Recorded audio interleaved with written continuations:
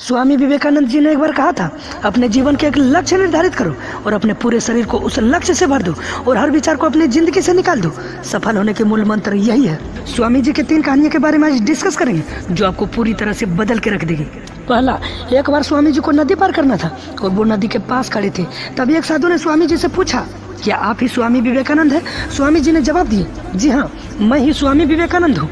तभी साधु ने पूछा, स्वामी जी आप यहाँ पर क्या कर रहे हो?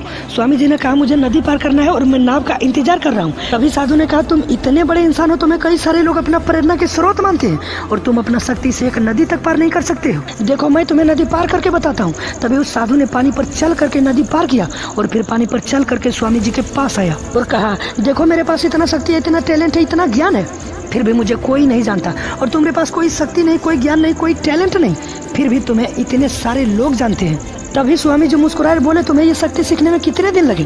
साधु ने कहा, पूरे 15 वर्ष। इतने में स्वामी जी के नाव आ गया और स्वामी जी ने साधु को नाव में बैठाए और चल दिए। दोनों ने नाव में बैठकर नदी पार की और पार करने के बाद स्वामी जी ने अपने जेब से 1 रुपया बाहर निकाला और उस नाव वाले को दे दिया, यानी कि 50-50 पैसा, यानी दोनों मिला के 1 रुपया उस नाव वाले को दे दिया। तभी स्वामी जी ने साधु से कहा, जो काम तुम 50 पैसे में कर सकते थे उसके लिए तूने अपनी जिंदगी के 15 साल बर्बाद कर दिया, और अगर यही 15 साल समाज की भलाई में लगाते तो आज तुम्हें भी पूरा दुनिया जानती, और मैंने यही किया, इसीलिए मुझे पूरा दुनिया जानती है और तुम्हें कोई नहीं जानता। और स्वामी जी ने कहा, तुम्हारे ही तरह कई सारे लोग ऐसे चीजों में दिन, हफ्ते, महीने और पूरे साल बर्बाद कर देता है जिनका उसके जिंदगी में कोई मतलब नहीं निकलता। इसीलिए टाइम ऐसे जगह इन्वेस्ट करो जहाँ एक्चुअल में उसका कोई सेंस निकले, क्योंकि टाइम से बढ़कर इस दुनिया में कोई इम्पोर्टेंट चीज नहीं है। अगर समय बर्बाद तो जिंदगी बर्बाद। दूसरी कहानी, एक बार स्वामी जी जंगल के रोड से गुजर रहे थे। तभी वहाँ पर स्वामी जी के पीछे कुछ बंदर पड़ गए और स्वामी जी को रगड़ने लगे और स्वामी जी भी उस बंदर के पीछा छुड़ाने के लिए भागते जा रहे थे। तभी एक व्यक्ति ने आवाज लगाया और कहा, डरो मत, इसका सामना कर। तब स्वामी जी पीछे मुड़े और कस के उन बंदरों को आंख दिखाए। तभी सारे के सारे बंदर स्वामी जी के पीछा छोड़कर भाग पड़े। और उन्हीं बंदरों की तरह होती है हमारी नेगेटिव थॉट्स, जिनसे हम डरते हैं, और जितना डरेंगे ये हमें उतना ही डराएंगे। इसीलिए नेगेटिव थॉट्स और डर से डरो मत, बल्कि उसका सामना कर।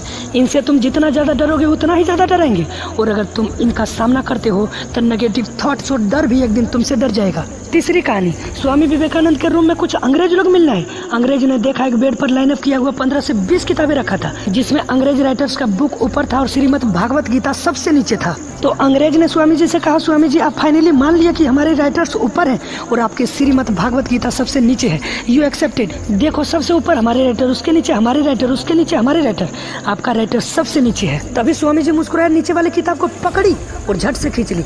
तब सारे के सारे किताबें नीचे गिर गई और अंग्रेज से स्वामी जी बोले, बेटा बेस तो यही था। इस वीडियो में देखा गया अपना राय कमेंट बॉक्स में जरूर दीजिएगा और ये बताइए कि स्वामी जी की ये 3 कहानियाँ आपको कैसा लगा।